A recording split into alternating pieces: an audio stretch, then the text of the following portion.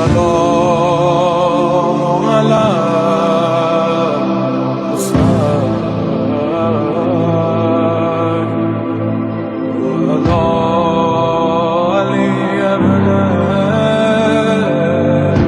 الحمد لله المعروف من غير رؤية والخالق من غير ربية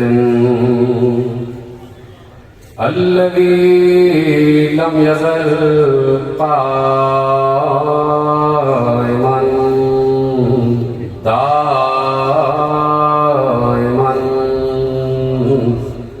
إذ لا سماء ذات أبراج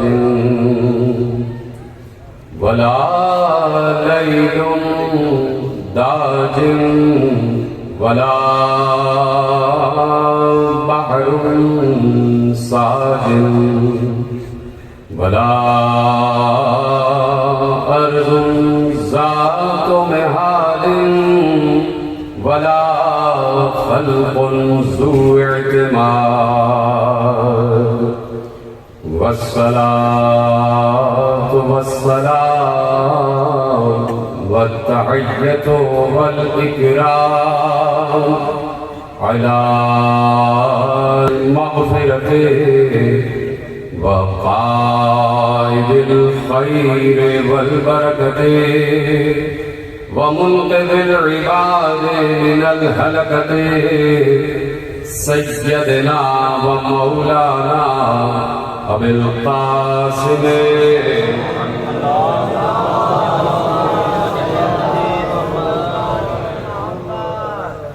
وأهل بيته الطيبين الطاهرين المعصومين المظلومين المنتخبين المنتجبين الذين أذهب الله عنهم الرجس وطهرهم تطهيرا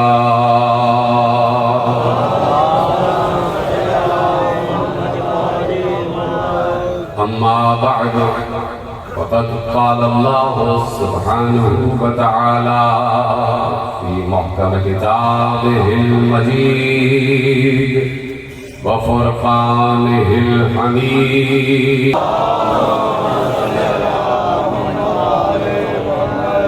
1443 ہجری کے عشرِ ماہ اذا کی مرکزی امام بارگاہ گوبی گھاٹ فیصل آباد میں آپ حضرات آج پہلی تقریر سماعت فرما رہے ہیں. یہاں کی تقاریر کا جو عنوان معین کیا گیا ہے وہ ہے وسائل معرفت. وسائل معرفت پر انشاءاللہ آپ سے کچھ حاصل کریں گے اور انہی امور پر بات ہوگی کہ معرفت کیوں ضروری ہے, عرفان کیوں ضروری ہے, شناخت کیوں ضروری ہے, پہچاننا کیوں ضروری ہے.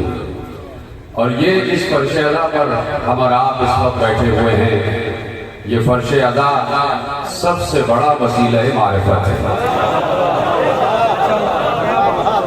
سب سے بڑا وسیلہ معرفت یہ فرش ادا. اور میں یقیناً یہ بات کہنے میں حق بجانب ہوں کہ جہاں جہاں بھی حق پسندی ہے اور جہاں جہاں بھی حق کی طرف سفر ہے, 1400 برس سے ہم یہی دیکھ رہے ہیں, جو بھی حق کی طرف آیا وہ دو ہی شخصیات سے متاثر ہو کر آیا, یا تو حسین سے یا مادر حسین سے.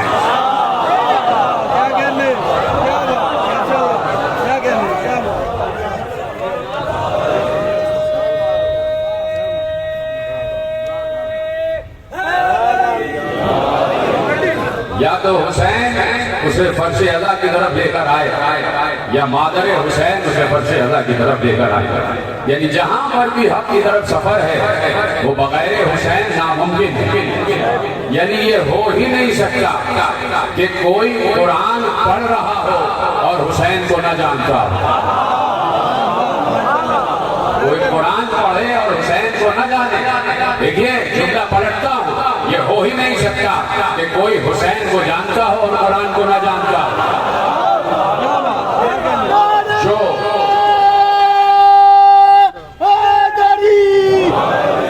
جو شناسائے حسین ہے، جو عارف حسین ہے، وہی عارف قرآن ہے.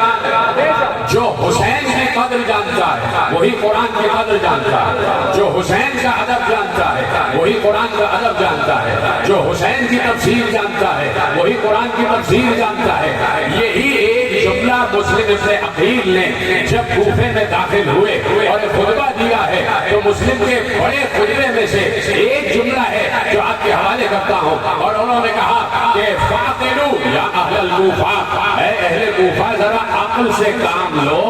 اترکتم ابا عبداللہ، تم اس ابا عبداللہ کو چھوڑ رہے ہو جو تفسیر کتاب ہے، جو تم اس ابا عبداللہ حسین کو چھوڑ رہے ہو. ایک شارب الخمور کے لیے، ایک شرابی کے لیے اسے چھوڑ رہے ہو جو قرآن کی تفسیر ہے، جو تفسیر الکتاب ہے. یعنی مسلم نے یہ جملہ کہہ دیا، مسلم نے یہ جملہ سمجھا دیا. مسلم نے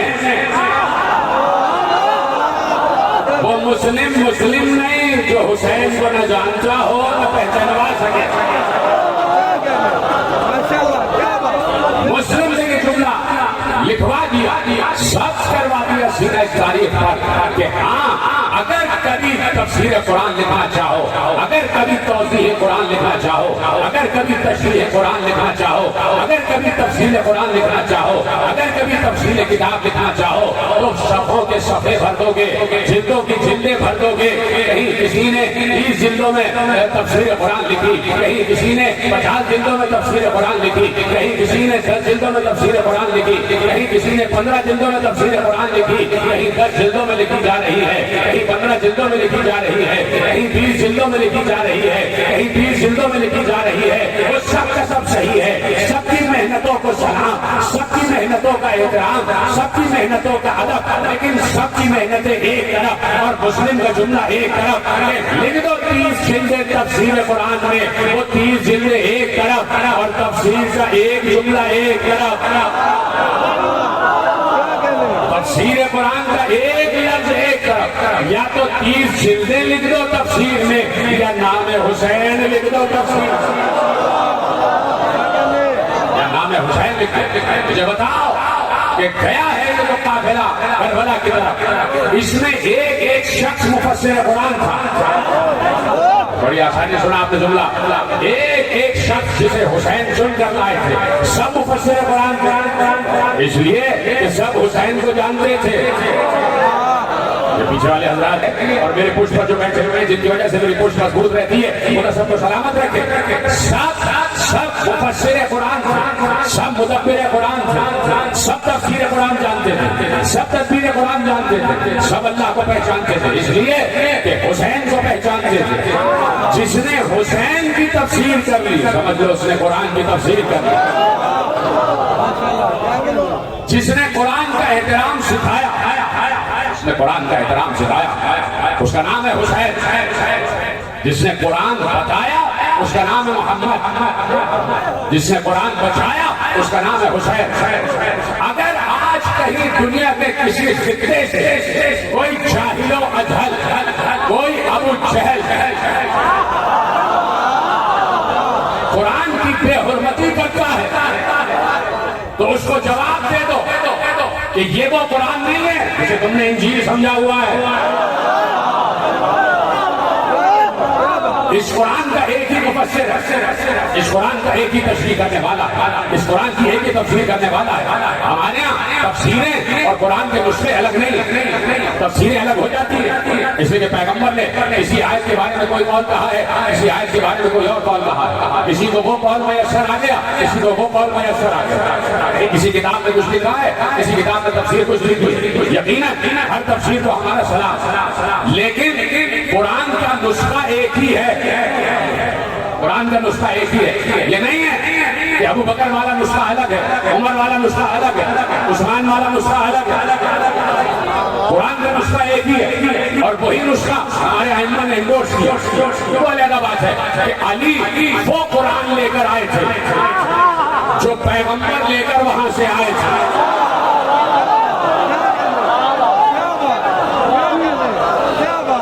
علی تنزیل و ترتیب کے اعتبار سے وہی قرآن لے کر آئے تھے, وہی امت کو قرآن دے رہے تھے کہ جو اپنی اصل صورت کے ساتھ نازل ہوا.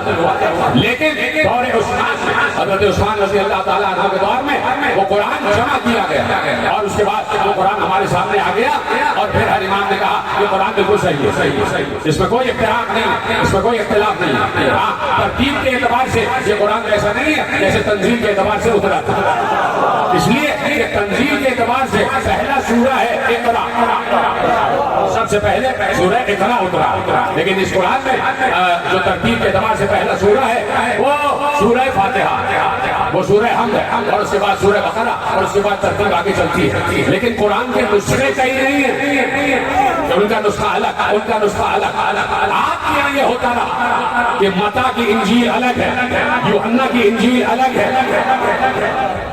یوحنا کی انجیل الگ ہے, متی کی انجیل الگ ہے, اور مختلف نسخے انجیل کے آگے. یہاں قرآن ایک ہی ہے, قرآن کل بھی ایک آج بھی ہونی چاہیے. اور نازک جملہ آپ کے حوالے کا قرآن کی ایک تفسیر ہونی چاہیے. کہیں کسی نے قرآن کی کوئی تفسیر لکھی, کہیں کسی نے قرآن کی کوئی تفسیر لکھی. میں کہنا چاہتا ہوں کہ پیغمبر نے جب قرآن کی تفسیر کی ہے تو یقیناً پیغمبر اور پیغمبر کے بعد آنے والے وارثان علم رسول یہ بات بڑی صراحت کے ساتھ ارشاد فرمائی کہ میرے چھٹے امام جعفر صادق علیہ السلام ارشاد فرماتے ہیں کہ قرآن کے ایک ایک لفظ کے 70,000 معنی ہیں. قرآن کو کیا معمولی سمجھا ہوا ہے؟ قرآن کو کیا اپنے گھر کی کتاب سمجھا ہوا ہے؟ ہاں, اگر قرآن کسی کے گھر کی کتاب ہے تو اس گھر کا نام ہے آل محمد کا گھر. قرآن ہر کسی کے گھر کی کتاب نہیں ہے. جس گھر میں قرآن اترا ہم اسی گھر کی بات کرتے ہیں, تفسیر بھی اسی گھر سے لیتے ہیں. اگر سویڈن میں کہیں قرآن کی بے حرمتی ہوئی ہے, آج ہم فیصلہ باد کے اس عظیم مجمع میں بیٹھ کر اور جہاں لائیو گفتگو جا رہی ہے احتجاج ریکارڈ کروا کہ خبردار اس قرآن کو میلی نگاہ سے نہ دیکھنا, قرآن کو میلی نگاہ سے نہ دیکھنا. اور ہم مسلمانوں کو بھی یہ بتانا چاہتے ہیں کہ ائمہ سے وارثان قرآن سے تفسیر قرآن لی جاتی ہے. یہ جملہ آپ نے محفوظ کر لیا, ریکارڈ کر لیا کہ وارثان قرآن سے تفسیر قرآن لی جاتی ہے. جو قرآن کا وارث ہے اس سے تفسیر قرآن لی جاتی ہے. اس لیے قرآن نے سورہ فاتر میں قرآن کے وارثوں کی طرف اشارہ فرمایا اور بڑے عظیم الفاظ کے ساتھ اشارہ فرمایا. ایک بار ارشاد ہوا سورہ مبارکہ فاتر ثم اورثنا الکتاب الذین اصطفینا من عبادنا ومنهم ظالم لنفسه ومنهم مقتصد ومنهم سابق بالخیرات باذن اللہ ذالک هو الفضل الکبیر. اللہ نے کہہ دیا کہ ہم نے اس کتاب کا وارث مصطفیٰ بندوں کو بنایا. سلامت رہے آپ. یہ آیتیں آپ کی سنی, یہ آیتیں آپ 1400 برس سے اسی طرح سن رہے. کل اسی پرچے اللہ پر بیٹھ کر ہمارے آبا اجداد قرآن سنتے تھے, آج ہم سن رہے ہیں, کل ہماری نسلیں سنیں. قرآن نہیں بدلا, اس لیے کہ وارث قرآن نہیں بدلا, وارث قرآن نہیں بدلا. قرآن نہ بدلا ہے نہ بدلے گا, اس لیے کہ وارث نہ بدلا ہے نہ بدلے. وارث نہیں بدلتا, اس لیے قرآن بھی نہیں بدلے اور تفسیر بھی نہیں بدلے. ثم اورثنا الکتاب الذین اصطفینا من عبادنا, ہم نے اپنی اس کتاب کا وارث بنایا. خبردار اس کتاب کو لاوارث میں سمجھنا, اس کتاب کو لاوارث میں سمجھنا. تو یہ آیت ہر گستاخ قرآن کی طرف مخاطب ہو کے کہہ رہے ہیں کہ اس کتاب کو لاوارث میں سمجھنا, یعنی گستاخی ہو رہی ہے. تو اس گستاخی کا جواب یہ ہے کہ ثم اورثنا الکتاب الذین اصطفینا من عبادنا, ہم نے اپنے اس کتاب کا وارث اپنے مصطفیٰ بندے کو نہیں, مصطفیٰ بندوں کو بنایا ہے. مصطفیٰ بندہ نہیں، مصطفیٰ بندے۔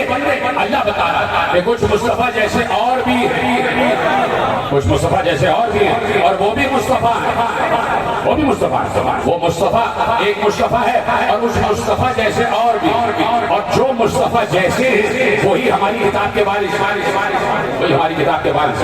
تم کتاب کو کوئی نقصان نہیں پہنچا سکتے، اس لیے کہ اِنَّ عَلَيْنَا جَمْعَهُ، اس کی جمع آوری کی ذمہ داری بھی ہم پر ہی ہے، قرآن، اور ہم ہی اس کی تلاوت کرنا، اس کا جمع کرنا بھی ہمارے ذمہ ہے، اور اس کی قرأت بھی ہمارے ذمہ ہے۔ اور پھر کہہ دیا کہ اِنَّا نَحْنُ نَزَّلْنَا الذِّكْرَ وَإِنَّا لَهُ لَحَافِظُونَ، ہم نے ہی اس ذکر کو نازل کیا ہے، اور ہم ہی اس کی حفاظت کرنے والے ہیں۔ یعنی ذکر کی حفاظت کرنے والا کوئی ہے۔ اللہ اکبر۔ آپ نے جملہ یقیناً محفوظ کیا، لیکن مجھے بتایا نہیں کیا کہا۔ اِنَّا نَحْنُ، یہ نہیں کہا کہ اِنَّا أَنَا، یہ نہیں کہا کہ میں اس قرآن کی حفاظت کرنے والا ہوں، کہا ہم اس قرآن کی حفاظت کرنے والے ہیں۔ یعنی کچھ ہیں اللہ کے علاوہ جو محافظان قرآن ہیں۔ اِنَّا نَحْنُ نَزَّلْنَا الذِّكْرَ وَإِنَّا لَهُ لَحَافِظُونَ، ہم ہی اس کی حفاظت کرنے والے ہیں۔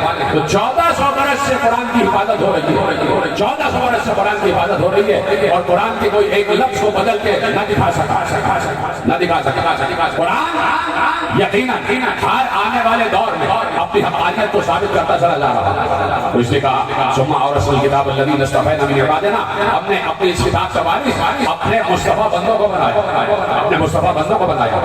تو یہ حسین نہیں جا رہے تھے، یہ مصطفیٰ بندہ جا رہا تھا، یہ حسین نہیں، یہ مصطفیٰ بندہ تھا، یہ وارث قرآن تھا۔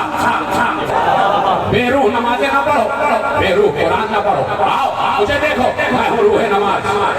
اگر میں روح نماز نہ ہوتا تو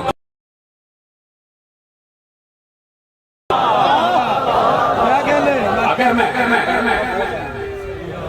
روح نماز نہ ہوتا تو کبھی بھی سجدے میں پشت رسول پر نہ آتا۔ تو یہ حسین ہے، اور میں نے اس لیے جملہ کہا کہ حسین کے ساتھ ایک فرد جو جا رہا تھا، وہ سب کے سب مفسر، سب جانتے تھے کہ تفسیر قرآن کیا ہے۔ کسی نے علی کی بزم میں بیٹھ کر تفسیر سیکھی، کسی نے حسن مصطفیٰ سے تفسیر سنی، اور کوئی حسین کو مجسم تفسیر دیکھ رہا ہے کہ یہ مجسم قرآن کی تفسیر، یہ مجسم قرآن کی تفسیر، تو سب حسین کے پیچھے جا رہے ہیں، اور ایک ایک شخص مفسر قرآن، اس لیے یہ سب حسین کو پہچانتے ہیں۔ اب بتایا جملہ کہ جو حسین کو پہچانتا ہے وہ قرآن کو پہچانتا ہے، جو حسین کی تفسیر جانتا ہے وہ قرآن کی تفسیر جانتا ہے۔ تو حسین جا رہے تھے، تو کہاں جا رہے ہیں؟ حسین توحید کی روح کو بچانے جا رہے ہیں، رسالت کی روح کو بچانے جا رہے ہیں، نبوت کی روح کو بچانے جا رہے ہیں، بتانے جا رہے ہیں کہ ہمارے سر پر قیامت آ چکی ہے، بتانے جا رہے تھے کہ نماز کیا، بتانے جا رہے تھے کہ روزہ کیا، بتانے جا رہے تھے کہ امر بالمعروف و نہی عن المنکر کے لیے میں نکلا ہوں۔ میں تمہیں بتاؤں گا کہ معروف کسے کہتے ہیں اور منکر کسے کہتے ہیں، میں تمہیں بتاؤں گا۔ تو حسین مجسم تفسیر قرآن بن کے نکلے۔ تو اب حسین جملہ میں آپ کے حوالے کرنا چاہتا ہوں، جا کے پڑھیے مدارج النبوہ، شاہ عبداللہ محدث دہلوی تقریر ہے، تو اسی انداز سے میں آپ کے حوالے جملے کروں گا۔ مدارج النبوہ، شاہ عبداللہ محدث دہلوی۔ آج اعتراض اگر ہوگا حسین یاد رکھو میرا یہ جملہ عالم اسلام کے لیے ایک اہم ترین پیغام کہ جب حسین پر اور علی پر اور اولاد علی پر اعتراض ہوتا رہے گا، کہیں نہ کہیں کوئی نہ کوئی جاہل اس سے فائدہ اٹھا کر قرآن کی گستاخی کرے۔ جتنا مسلم امہ رسول کی معرفت کیا ہے تاکہ بتایا جائے کہ آل رسول کی معرفت، تاکہ معلوم ہو انہی کے ذریعے سے معرفت قرآن آگے بڑھے گا۔ تو اب اعتراض ہوتا ہے، بار بار اعتراض ہوتا ہے، ہر سال اعتراض ہوتا ہے۔ روتے کیوں گریہ کیوں کرتے ہو؟ اس نے کہا ہے بدعت ہے، ایسا نہیں کرنا چاہیے، یہ نئی ایجاد ہے۔ تو بھائی بات یہ ہے کہ میں نے جملہ عرض کیا اور یہ بات ریکارڈ ہو جائے کہ مدارج النبوہ شاہ عبداللہ محدث دہلوی جب جنگ احد سے واپسی ہوئی ہے، میرے نوجوان دوست جو پڑھنے کے عادی ہیں فوراً اس روایت تک پہنچتے ہوں. جب جنگ احد سے واپسی ہوئی اور پیغمبر مدینے کی گلیوں سے گزرتے ہوئے اپنے حجرے کی طرف جا رہے تو ہر گھر سے رونے کی آواز سنی. ہر گھر سے رونے کی آواز سنی. عورتیں رو رہی تھی. عورتیں رو رہی تھی. پیغمبر نے اپنے اصحاب سے پوچھا یہ عورتیں کیوں رو رہی ہیں؟ یہ خواتین کیوں رو رہی ہیں؟ کہا کہ یہ اپنے شہیدوں کو رو رہی ہیں. جو احد میں شہید ہوئے ہیں ان کو رو رہی ہیں. تو پیغمبر نے کہا اے کاش کوئی میرے چچا حمزہ پر بھی رونے والا ہوتا. سلامت رہے آپ. مدارج النبوہ عبدالحق محدث دہلوی. اے کاش کوئی میرے چچا حمزہ پر بھی رونے والا ہوتا. ابھی پیغمبر اپنے گھر پہنچے تھے کہ ایک بار عورتیں جو مدینے کے گھروں کی عورتیں تھیں وہ اپنے سر پر نقاب ڈال کر پیغمبر کے حجرے کے صحن میں آ کر بیٹھ گئی اور رونا شروع کی. پیغمبر نے کہا یہ عورتیں یہاں کیوں آئی ہیں؟ کہا کہ یہ رونے آئی ہیں. کہا کس کو رونے آئی ہیں؟ کہا آپ کے چچا حمزہ کو رونے آئی ہیں. سنیں گے آپ پیغمبر کے گھر میں عورتیں رو رہی ہیں. بڑی آسانی سن رہے ہیں آپ جملے بڑے عزیزو. پیغمبر کے گھر میں صحن رسول میں نہیں. یہ صحن رسول نہیں ہے. یہ صحن قرآن ہے. یہ صحن اسلام ہے. یہ صحن اسلام ہے. یہ صحن قرآن ہے. صحن اسلام میں بیٹھی بھی عورتیں رو رہی گریا کر رہی. تو پیغمبر نے کہا کس پر گریا کر رہی؟ آپ کے چچا حمزہ پر گریا کر رہی. جیسے ہی سنا کہ میرے چچا حمزہ پر گریا کر رہی تو کیا ہونا چاہیے؟ صدر اسلام کا واقعہ ہے نا بھائی. ابھی تو اسلام اپنی ترتیب کی منازل میں ہے. ابھی تو اسلام اپنے اٹھنے کی منزلوں پر, اپنی تعمیر کی منزلوں پر. اسی وقت یا رسول اللہ فیصلہ کروا دیجیے.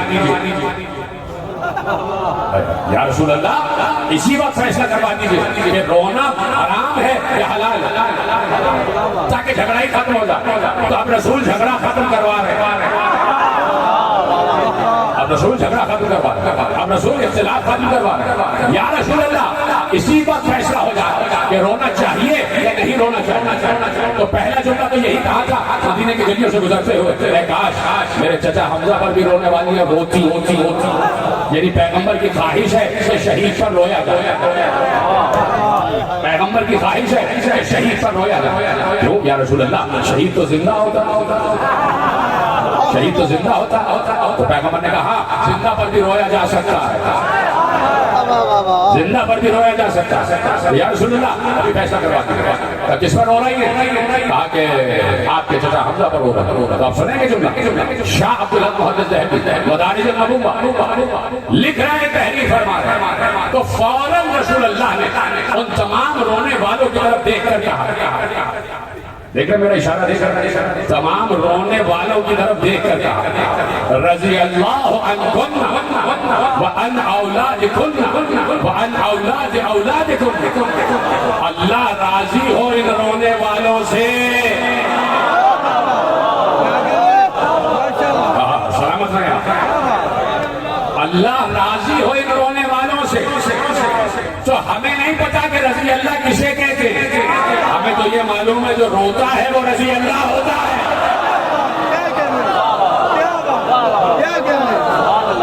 ہوتا ہے رضی اللہ ہوتا ہے. رضی اللہ عنکم.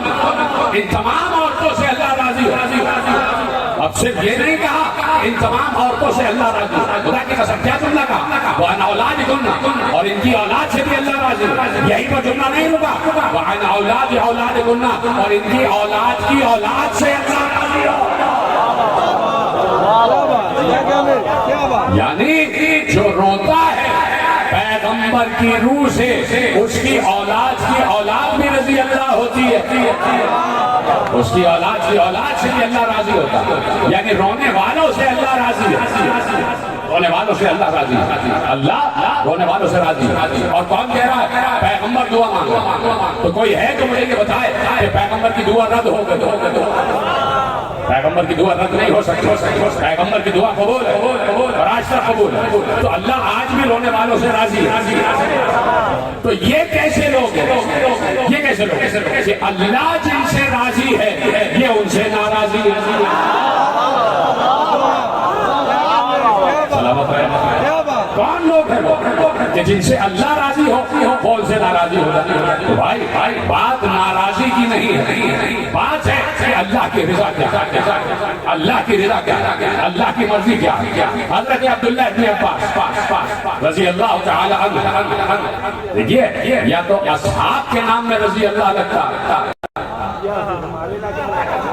یا رونے والوں کے لیے پیغمبر نے کہا رضی اللہ عنہ۔ سلامت رہے، خدا آپ کو سلامت رکھے۔ حسن صادق صاحب تشریف لے آئے، خدا کا سایہ سلامت رکھے۔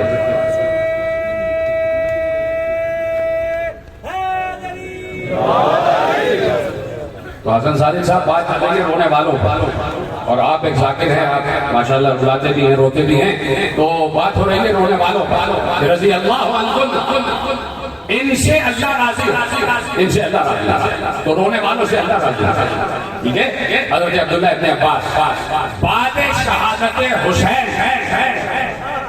اتنا روئے ہیں کہ آنکھیں سفید، آنکھیں سفید، بعد شہادت حسین لکھا ہوا ہے، جا کے پڑھیے گا، بعد شہادت حسین اتنا شہادت حسین پر روئے ہیں کہ آنکھیں سفید ہو، آنکھوں کی بینائی چلی گئی، ٹھیک ہے۔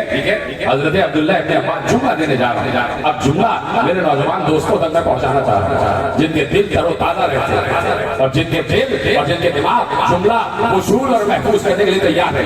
توجہ فرما رہے ہیں، اب میں نے جملہ کہہ دیا کہ حضرت عبداللہ ابن عباس رضی اللہ تعالیٰ عنہ کے لیے لکھا ہوا ہے کہ بعد شہادت حسین بہت روئے، حسین کی شہادت پر روئے، زندہ پر روئے، شہید زندہ ہوتا ہے نا، زندہ پر روئے۔ تو اب جملہ میں آپ کے حوالے کرنا چاہتا ہوں، حضرت عبداللہ ابن عباس صحابی رسول ہیں، بڑے معتبر صحابی رسول ہیں، تو بس جملہ لے جائیے، اگر سمجھ میں آ جائے تو مجھے ہاتھ اٹھا کے ضرور بتائیے گا کہ جملہ آپ تک پہنچ گیا۔ جو رونے پر عبداللہ ابن عباس کا حشر ہوگا وہی حشر ہمیں بھی قبول ہے۔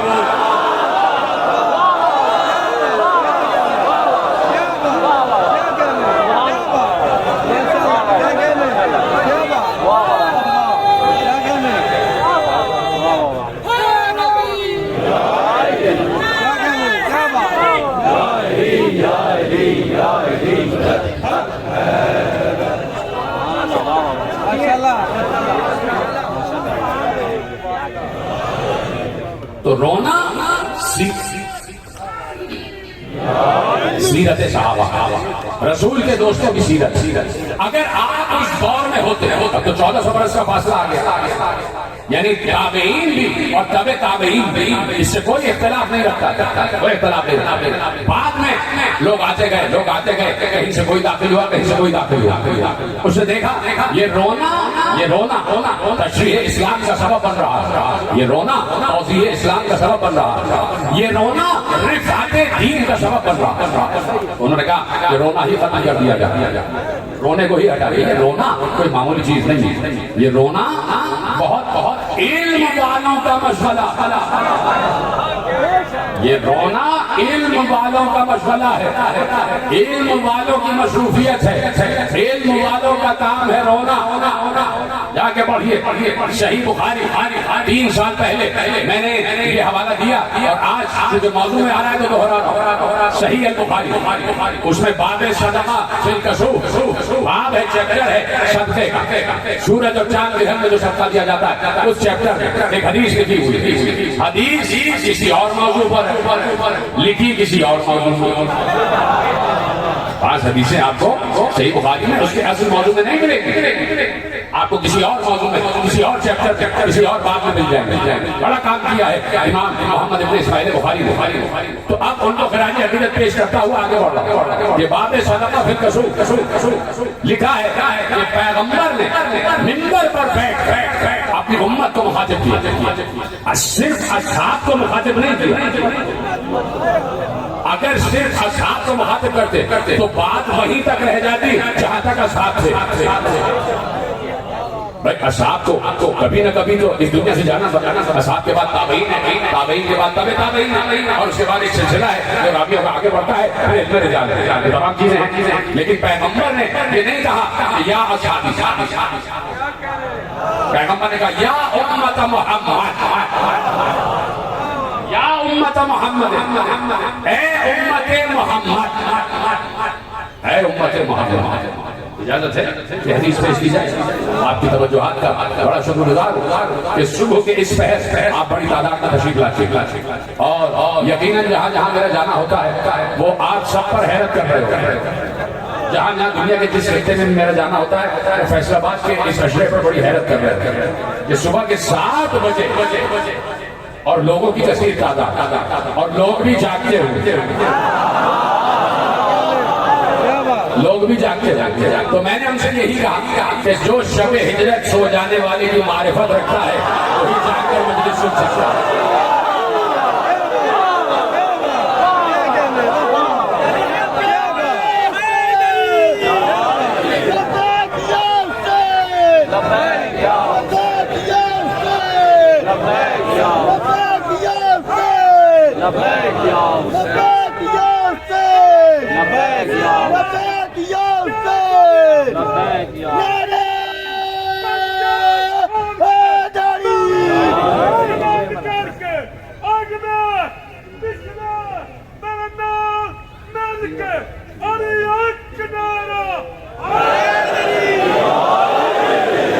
سلامت رہیں آپ سے خدا نظر بد سے محفوظ فرمائے. تو عرض کر رہا تھا کہ پیغمبر نے کہا یا امت محمد، اے محمد کی امت. اب جہاں تک امت محمد جا رہی ہے وہاں تک آواز رسول جا رہی ہے. ہم بھی تو امت محمد ہیں. اس وقت اس پورے روئے عرض جہاں جہاں بھی مسلمان ہیں، جتنے بھی مسلمان ہیں، سب محمد کی امت، سب محمد کی امت اور پیغمبر سب سے آشنا ہے. سلامت رہے، پیغمبر سب سے آشنا ہے. وہ نبی نہیں جو اپنی امت کے ایک ایک فرد سے آشنا نہ ہو. تو نبی تو ہماری معرفت رکھتے ہیں. یہ بتاؤ کیا تم بھی نبی کی معرفت رکھتے ہو؟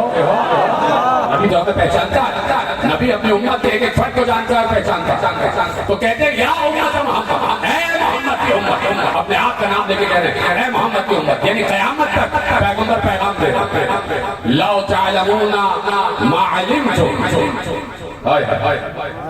اگر آپ کی اجازت ہو تو جملے پورے کر دوں.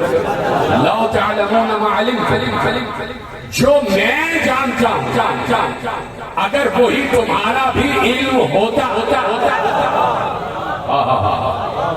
جو میرا علم ہے اگر وہی تمہارا بھی علم ہوتا لَزَهِدْتُمْ قَلِيلًا وَلَبَقَيْتُمْ كَثِيرًا. جو میں جانتا ہوں اگر وہی تم بھی جانتے ہوتے تو تم ہنستے کم اور روتے زیادہ.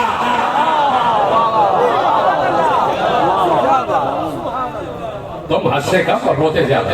یعنی رونا علم والوں کا کام ہے، رونا عالموں کا کام ہے، گریہ کرنا عالموں کا کام ہے. جس کا علم بڑھتا ہے اس کا گریہ بڑھتا ہے. اتنی آسانی سنا آپ نے جملہ. جس کا علم بڑھتا ہے اس کا گریہ بڑھتا ہے. جو حقیقت کے قریب ہوتا جاتا ہے وہ اتنا ہی روحانسا ہوتا جاتا ہے. اس کی آنکھوں میں اتنی ہی نمی آتی جاتی. جو حقیقت کے قریب جاتا ہے اس کی آنکھوں میں نمی آتی ہے تو حقیقت کو پانے لگتا ہے. پھر دنیا سے اس کا دل و دماغ ہٹ جاتا. پھر وہ کہتا ہے حل من مزید، مجھے اور چاہیے، مجھے اور چاہیے، مجھے اور عرفان چاہیے، مجھے اور معرفت چاہیے، مجھے اور معرفت چاہیے. تو علی بھی منبر سے معرفت کی باتیں کر رہے ہیں. حسن نے بھی منبر سے معرفت کی باتیں کی، حسین نے بھی منبر سے معرفت کی باتیں کی. جاؤ علی کے خطبات توحید پڑھو جا کے.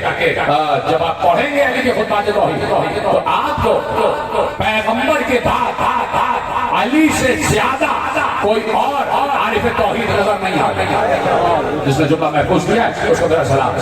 پیغمبر کے بعد علی سے زیادہ کوئی عارف توحید نہیں. جتنے توحید اور گفتگو علی نے کی، علی نے سمجھایا ہے کہ توحید ہے کیا.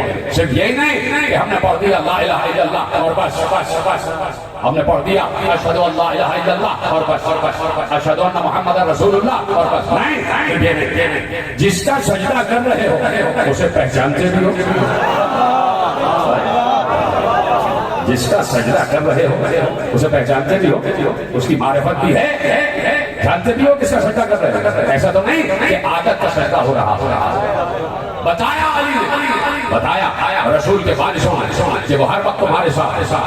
اینما کنتم، تم جہاں پر بھی ہو تو تمہارے ساتھ، تمہارے ساتھ. اس نے کہا کہ ہر وقت اس کا ذکر ہوتا رہے. توجہ ہے سب کہا کہ ہر وقت اس کا ذکر ہوتا رہے. کہاں سے معرفت کی بات شروع کر رہا ہوں کہ معرفت کا تقاضا یہ ہے جہاں سے گفتگو شروع ہو رہی ہے اور یہیں سے میں وسائل معرفت پر بات کرتا ہوا آپ کے ساتھ موزن گفتگو کروں گا انشاءاللہ العزیز. حکم امام زمانہ تائید ہے امام زمانہ. اس وقت بات ہوتی ہے کہ کہاں سے بات شروع ہو رہی ہے کہ علی نے بتایا کہ پہچان اصل معرفت ہے, اصل پہچاننا ہے خدا. جس مقصد کے لیے خلق کیے گئے ہو اس مقصد کا نام ہے عرفان توحید.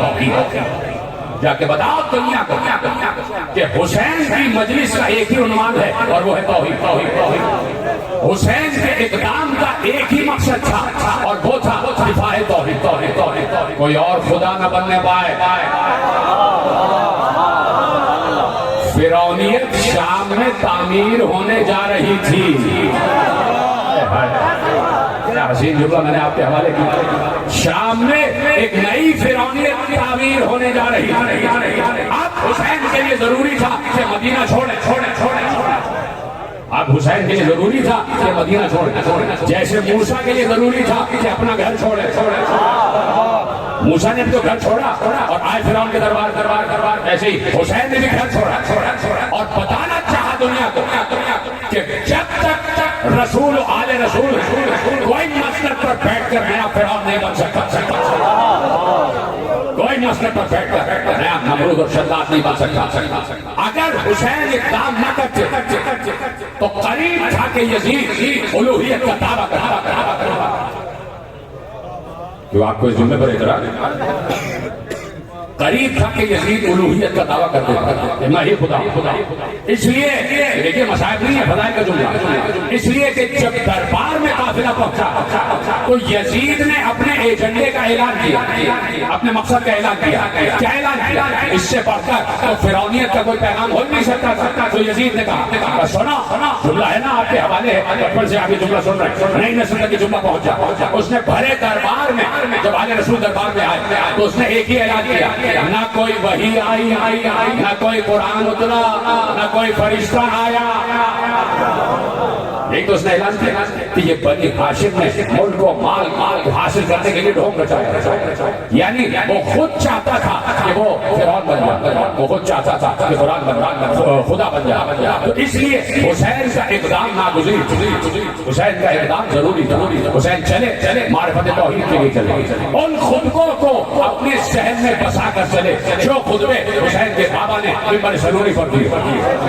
ممبر سنوری پر کبھی کہا الحمدللہ الذي لا يبلغ بدعته القائلون ولا يحصي نعماءه العادون ولا يودي حقه المجتهدون الذي لا يدركه بعد الهمم ولا يناله خوف الفتن الذي ليس لصفته حد محدود ولا وقت معدود ولا نعت موجود ولا حد محدود. کبھی کہہ رہے ہیں من وصف الله فقد سناه ومن سناه فقد جزاه ومن جزاه ومن جزاه. علی کہہ رہے ہیں. اب خطبے کا پہلے ترجمہ سن لو اور اس کے بعد پورا جملہ کامل کرتا ہوں اور آہستہ آہستہ میرا جملہ سن لینا. علی نے کہا الحمدللہ الذی لا یبلغ بدعته القائلون ولا یحصی نعماءه العادون ولا یودی حقه المجتهدون. خدا کی قسم, اسی خدا کی قسم جس کا نام اللہ. کوئی کالا کہنے والا اس تک نہیں پہنچ سکتا. یہ تبلیغ کرنے والے کیا جانے کہ اللہ کون ہے, یہ مدح کرنے والے اللہ کی مدح کی گہرائیوں تک نہیں پہنچ سکتے. یہ وہم و گمان جو آخری حدوں پر لے جانے والے کیا جانے کہ اللہ کون ہے, جانے کہ اللہ کون ہے. اور علی نے ایک جملہ کہا, پریشان تو نہیں ہو گیا. علی نے ایک جملہ کہا, علی نے کہا ولا نعتون موجود. ایک جملہ علی نے کہا. علی نے بہت سے جملے کہے لیکن اس جملے تک آپ کو لانا چاہتا کہ الذی لیس لصفته حد محدود ولا نعت موجود. وہ ہے کہ جس کی صفت کو محدود نہیں کیا جا سکتا, جس کے صفات کو محدود نہیں کیا جا سکتا. اب صرف 99 ناموں میں اسے محدود نہ سمجھیے, صرف 99 ناموں میں اسے محدود نہ سمجھنا کہ صرف 99 ہی اس کے نام. نہیں, نام تو اس کے بہت سے ہزاروں کے قریب نام, لاکھوں کے قریب نام, صرف 99 نام نہیں. اور پھر ایک جملہ کہا ولا نعتون موجود. سب میرے ساتھ اس جملے کی تشریح کرنے جا رہا ہوں. ولا نعت موجود. موجود کا مطلب ایکسسٹ کرنا. ایکسسٹنس کو کہتے ہیں وجود. موجود ہونا ایکسسٹ کرنا. بار بار جملہ کہہ رہا ہوں ایکسسٹ کرنا موجود ہونا. آپ یہاں موجود ہیں میں یہاں موجود ہوں. اس سے کوئی انکار نہیں کر سکتا. اس لیے کہ میں آپ کو دیکھ رہا ہوں آپ مجھے تو جب آپ مجھے دیکھ رہے ہیں اور میں آپ کو دیکھ رہا ہوں تو یہ ایگزسٹنس ثابت کرتا ہے کہ ہم اور آپ یہاں موجود. ہمارا وجود یہاں پر مسلم ہے ثابت. اس لیے کہ ہم یہاں ایک دوسرے کو دیکھ رہے ہیں ایک دوسرے کی آواز سن رہے ہیں. علی کیا کہہ رہے ہیں ولا نعت موجود. وہ کہہ رہے ہیں اللہ کی حمد تو ایگزسٹ ہی نہیں کرتی. بڑی آسانی سے سن لیا آپ نے. حیرانی کا جملہ تو ہے حیرت تو اس لیے ہونی چاہیے کہ اللہ کی حمد ہے ہی نہیں. اللہ کی حمد ہو نہیں سکتی یہ الگ جملہ. یہ اللہ کی حمد نہیں ہو سکتی یہ الگ جملہ. علی کہہ رہے اس کی حمد تو ہے ہی نہیں. اس کی حمد تو ہے ہی نہیں. آپ یہاں تشریف فرما. میں یہاں بیٹھا آپ مجھے اپنا تعارف کرا دو. میں آپ کو پہچان گئے میں آپ کو دیکھ رہا ہوں. میں اپنا تعارف آپ کو کرا دوں میں آپ کو پہچان گئے آپ مجھے پہچان گئے آپ مجھے دیکھ رہے ہیں. اب آپ جہاں بھی جائیں گے میری تعریف کر سکتے. اب میں جہاں بھی جاؤں گا آپ کی تعریف کر سکتا. اس لیے کہ آپ کو دیکھ بھی رہا ہوں اور آپ کو جانتا اور پہچانتا بھی. جو سمجھ گئے ہم کو سلام جو ابھی تک نہیں سمجھے ان کے لیے دعا. تعریف اس کی ہو سکتی ہے جسے پہچانا جا رہا ہو تو اللہ کی مدح اللہ کی مدحت اللہ کی کفاس اللہ کی تعریف تو ایکسس ہی نہیں کرتی. اس لیے کہ اسے کسی نے پہچانا ہی نہیں تو میں اگر الحمدللہ کہہ رہا ہوں تو میرے لیے یہی جملہ کافی ہے. اس لیے کہ میں اللہ کو بس اسی طرح جانتا ہوں کہ جیسے مجھے پہچانوایا گیا. اللہ کی تعریف کرنے کا حق نہ مجھے حاصل ہے نہ آپ کو حاصل ہے. اللہ کی تعریف کرنے کا حق اسے ہی حاصل ہے جس نے اللہ کو ویسے پہچانا ہو جیسے اللہ خود اپنے کو پہچانتا ہے. اس لیے پیغمبر نے کہا اللہ کو کوئی نہیں جانتا سوائے میرے اور علی.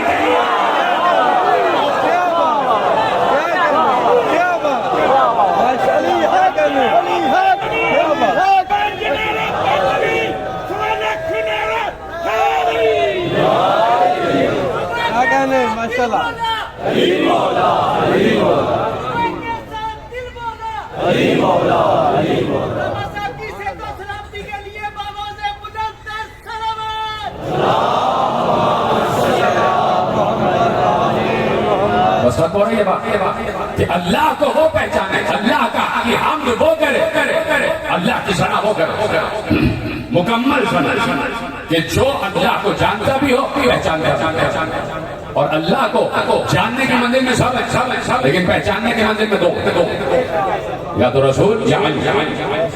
جو تعریف رسول علی کریں گے وہی تعریف آخری تعریف ہوگی وہی تعریف اولین و آخری تعریف ہوگی. تو چونکہ رسول نے کہہ دیا کہ اللہ کو کوئی نہیں پہچانتا سوائے میرے اور تمہارے تو اب جو تعریف رسول کریں گے وہی تعریف حقیقی تعریف ہوگی. جو تعریف علی کریں گے وہی تعریف حقیقی تعریف ہوگی. تو حسین حقیقی تعریف خدا لے کر چلے حقیقی معرفت خدا لے کر چلے اور اگر حسین کو معرفت خدا نہ ہوتی دیکھیے میرے نوجوان دوست اس جملے کو محفوظ کریں کہ حسین نے جب پہلی دفعہ مدینہ چھوڑا اور مدینہ چھوڑ کے مکے آئے مکے سے پھر مدینہ گئے اور مدینہ سے پھر اس کے بعد حسین عراق کی طرف گئے. 2 مرتبہ یہ سفر ہوا. مدینے سے مکے گئے اور مکے سے پھر مدینے آئے ہیں اور مدینے سے یہاں سے پھر عراق کا سفر ہوا. 2 مرتبہ رخصت. دوسری مرتبہ پھر اس کے بعد جناب مسلم کو بھیجا ہے اور عراق کا سفر اور کوفے کا سفر ہوا. تو اب جب حسین نے مدینہ چھوڑا یہ جملہ کہنے میں آسان کہ حسین نے مدینہ چھوڑ جملہ اس وقت آپ کو اس کی حیثیت اور اہمیت کا اندازہ ہوتا کہ جب آپ 1400 برس پہلے کے محل مدینے میں جا کر حسین کو دیکھو کہ حسین کا مدینہ چھوڑنا کوئی معمولی بات نہیں. حسن و حسین تفسیر کی بات نہیں سجاتے تفسیر کی بات تشریح. امام حسن اپنے دور کا خطبہ دیتے رہے اس کے بعد امام حسین اپنے دور میں درس توحید دیتے رہے. ہزاروں کی تعداد میں اصحاب، سینکڑوں کی تعداد میں لوگ حسن و حسین کے خطبات کو شریک ہوتے اور سب کے دل حسن و حسین کی طرف مائل۔ تو حسین کا مدینہ چھوڑنا کوئی معمولی بات نہیں۔ ادھر مکے میں جناب عبداللہ ابن زبیر وہاں طاقت حاصل کیے ہوئے تھے، اس لیے کہ جب یزید نے اعلان کیا ہے کہ اب میں خلیفہ ہوں اور میری بیعت کی جائے، تو ادھر زور تھا مکے میں جناب عبداللہ ابن زبیر رضی اللہ عنہ۔ اور جب حسین چلے ہیں مدینے سے مکے آئے تو جناب عبداللہ ابن زبیر کا جتنا زور تھا وہ سارا کا سارا حسین کی طرف منتقل ہوتا ہے کہ فرزند رسول کا نواسہ ہے، کوئی معمولی بات نہیں۔ حسین کے ساتھ ایک منزل پر ایسی منزل آئی ہو، پریشان تو نہیں ہے، ایسی منزل آ گئی کہ ایک منزل پر حسین کے ساتھ 2 لاکھ افراد تھے، 2 لاکھ افراد تھے حسین کے ساتھ۔ حسین چاہتے تو 2 لاکھ کا لشکر تیار کرتے اور نکل پڑتے حکومت کے حصول کے لیے، لیکن حسین کا مقصد اقتدار کا حصول نہیں تھا، حسین کا مقصد توحید کو دلوں میں بسا لینا تھا۔ جملہ بڑی آسانی سے آپ نے سنا، توحید کو دلوں میں بسا دینا تھا، اور توحید کو دلوں میں بذریعہ تلوار نہیں بسایا جا سکتا۔ اسپین میں گئے تھے نا توحید کا پیغام لے کے، اسپین گئے تھے آپ توحید کا پیغام لے کے، بذریعہ تلوار گئے تھے، کیا ہوا؟ آج انہی علاقوں سے قرآن کی توہین ہو رہی ہے، تو تلوار کے ذریعے سے جو پیغام جاتا ہے وہ محدود وقت کے لیے ہوتا ہے، لیکن جو مظلومیت کے ذریعے سے پیغام جاتا ہے وہ ابد الآباد تک جاتا ہے۔ حسین نے ثابت کیا کہ لاؤ مجھ سے بڑا کوئی مظلوم لے کر آؤ، میں نے توحید کے لیے جان دیا۔ 2 لاکھ افراد، حسین نے خطبہ دیا، دیکھو ہم ملک و مال کے لیے نہیں جا رہے، ہم اقتدار کی لالچ میں نہیں جا رہے، ہمارے قافلے کا پیچھا موت کر رہا ہے، ہمارے ساتھ ساتھ موت چل رہی ہے، جو اپنے سر کو اپنی ہتھیلی پر رکھنے کی جرات رکھ رہا وہ ہمارے ساتھ آ جائے۔ اس طرح لوگ کم ہونا شروع ہو۔ حسین نے اپنی طاقت کو کم کیا، اپنی طاقت کو جان بوجھ کے کم کیا، اس لیے کہ حسین کو یقین والے نفوذ چاہیے، حسین کو صاحبان معرفت چاہیے۔ حسین مدینے سے بھی صاحبان معرفت لے کے چلے اور کربلا تک آ کے حسین کے ساتھ 72 صاحبان معرفت رہے، ایک اپنی جگہ معرفت کی بلندیوں پر فائز، کسی سے بھی متوسل ہو جاؤ، کسی سے بھی منسلک ہو جاؤ، تم توحید کے راستے پر لگ جاؤ۔ اس لیے ایک نفس کو لے کر، ایک ذی نفس کو لے کر ساتھ چلا، اور بڑی عظیم منزل ہے کہ حسین نے اس مدینے کو چھوڑا جسے مدینہ رسول کہتے ہیں، جسے نانا کا مدینہ کہتے ہیں۔ نانا کی قبر کو چھوڑنا کوئی آسان کام نہیں تھا۔ حسین اپنے نانا سے بڑی محبت کرتے تھے، حسین نانا سے بڑی محبت کرتے تھے۔ حسین اپنے نانا کے سینے پر سویا کرتا تھا، بچپن میں نانا کا سینہ تھا اور حسین کا سینہ تھا۔ حسین اپنے سینے کو نانا کے سینے سے لگا کر سو جاتا آرام سے، نانا کا سینہ حسین کا بستر تھا۔ حسین کو نانا کے سینے کے بغیر نیند نہیں آتی، ایسے ہی دختر حسین کو بھی حسین کے سینے کے بغیر نیند نہیں آتی، سکینہ کو حسین کے سینے کے بغیر نیند نہیں آتی، اسی لیے سکینہ کو تو لے کر چلے، سنیں گے سکینہ کو تو لے کر چلے لیکن صغرا کو چھوڑ اللہ، فاطمہ صغرا کو چھوڑ گئے۔ جانا ہے بہت بڑی منزلیں ہیں، بہت عظیم منزلیں ہیں۔ نانا کی قبر پر آئے، رخسار قبر رسول پر رکھ دیا، اتنا روئے کہ غش آ گیا۔ حسین کی آنکھ بند ہو گئی، خواب میں نانا کو دیکھا، حسین وعدے کے ایفا کا وقت آ گیا، وعدہ پورا کرنے کا وقت آ گیا۔ حسین اللہ تمہیں اپنی راہ میں مقتول دیکھنا چاہتا ہے۔ حسین ایک بار آنکھ کھول کر بیدار ہوئے اور بیدار ہونے کے بعد بہن کو سینے سے لگا دیا۔ اب بہن نے کہا بھیا نانا کی قبر سے تو رخصت ہو لیے، وہ چند قدم پر اماں کی قبر، وہ میری ماں زہرا کی قبر ہے، اماں زہرا سے رخصت ہو لے۔ آپ کی آنکھیں بھیگ رہی ہیں، لیکن صبح کا وقت عجیب وقت ہوتا ہے، اس وقت کوئی بات کرو یا نہ کرو، بس حسین کہہ دو تو رونا آ جاتا ہے، عجیب करीब वक्त है, ये सुबह का वक्त।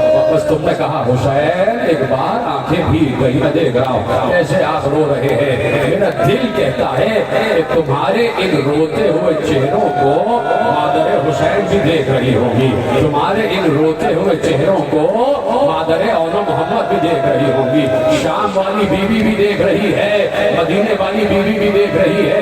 मेरा दिल कहता है, उलमा इस जुमले को लिख गए और मैं आपके हवाले करता हूँ, खुतबा इस जुमले को कह गए, मैं आपके हवाले करता हूँ कि ज़हरा ऐसे में जब रोने वालों को देखती हैं तो अपने बाबा रसूल अल्लाह से कहती हैं, बाबा बाबा इन्होंने हुसैन को ज़िबा होते हुए देखा नहीं है, इन्होंने सकीना को तमाचे लगते हुए देखा नहीं है, इन्होंने हुसैन को रुखसत होते हुए देखा नहीं है, फिर भी ऐसे रो रहे हैं जैसे इनके घर का गम हो। अजरों को मदद ला, ऐसे ही गिरिया करते जाना मेरे अजीजों, ऐसे ही गिरिया करते आओ मेरे साथ साथ। हाँ, हुसैन मदीना छोड़ रहे, हम वो 2 कदम पे मेरी अम्मा ज़हरा की कब्र है, 2 कदम पे अम्मा ज़हरा की कब्र है। ये छोटा सा काफिला चला, ये छोटा सा काफिला शब की तारीकी में चला। पर्दे का इंतजाम बड़ा सख्त था, हालांकि 2 बहनें जा रही थी, पर्दे का इंतजाम बड़ा सख्त था, इसलिए सख्त था कि अब्बास जिंदा था, इसलिए सख्त था पर्दे का इंतजाम कि अब्बास मौजूद है। अब्बास पर्दे का इंतजाम, अब्बास के हाथ में तलवार है और अब्बास पर्दे का इंतजाम करते हुए अपनी बहनों को अपने जिलों में लेते हुए जन्नतुल बकी में पहुंचे। अब ज़ैनब ने जैसे ही माँ की कब्र को देखा, ज़ैनब का दिल तड़प गया, बीबी का दिल तड़प गया, तड़पा, शहजादी का दिल तड़पा, अपनी माँ की कब्र से लिपट गई, अपना रुखसारा कब्र ज़हरा पर रख कर एक जुमला कहा, अम्मा मुझे माफ कर देना, अम्मा मैं कल से तुम्हारी कब्र पर चिराग जलाने न आ सकूंगी, इसलिए कि अम्मा कल मेरा माजाया हुसैन मदीना छोड़ रहा है। अम्मा तुमने मुझसे वादा दिया था कि जिधर हुसैन जाए साथ जाना, अम्मा मैं कल हुसैन के साथ जा रही हूँ, लेकिन वादा करती हूँ कि अगर कभी वापस आना हुआ तो मैं तुम्हारी कब्र पर चिराग जलाऊंगा। अजरों को मदद ला, अजरों को मदद ला, अम्मा कभी वापस आना हुआ तो तुम्हारी कब्र पर चिराग जलाऊंगी। लरज रही थी कब्र सैयदा, लरज रही थी कब्र ज़हरा। एक बार ये बहन भाई कब्र से उठे तो फिजा कहती है, मैंने अजीब दिलखराश मंजर देखा, मैंने देखा कि कब्र ज़हरा पे लर्जा तारी था और कब्र से आवाज आ रही थी, मातम करके सुनना, कब्र से आवाज आ रही थी, ऐ मेरे बच्चों अपने को तन्हा न समझना, जहां जहां तुम जाओगे ये उजड़ी हुई माँ साथ साथ जाएगी। अरे हुसैन करबला बाद में पहुंचे, ज़हरा पहले से मौजूद, हुसैन के मक़तल की